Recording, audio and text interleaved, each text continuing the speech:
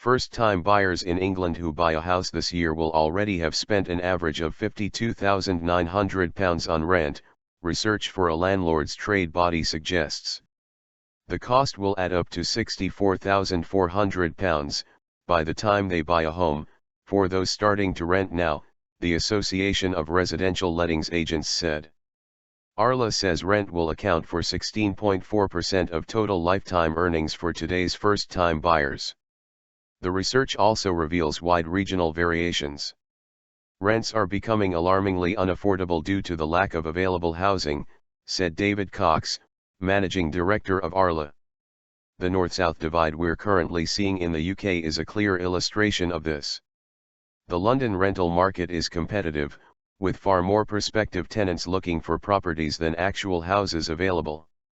This is pushing up rents in the capital, which will continue to put pressure on surrounding areas, including the southeast of England, as Londoners relocate to avoid high rent costs.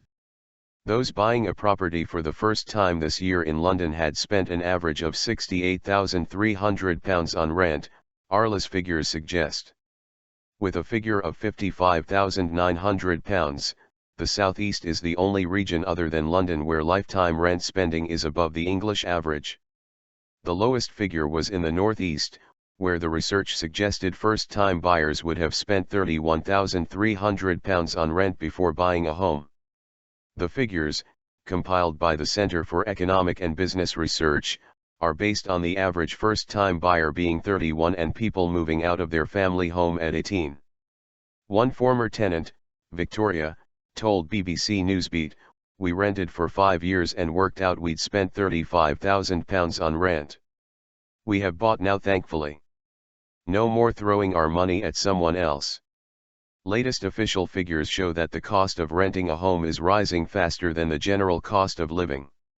Rents paid to private landlords in Britain rose by 2.5% during last year. In England, where rents rose by 2.7%, every region recorded a rise in costs for tenants.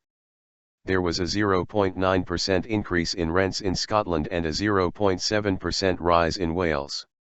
These figures include new instructions and people already in a rental arrangement. Agents say that the cost of new rental agreements is going up much faster than that. In the final 3 months of the year, the number of court orders allowing landlords to evict tenants fell by 6% compared with the same period a year earlier. There were 28,476 orders for possession during the final quarter of the year, according to new figures from the Ministry of Justice.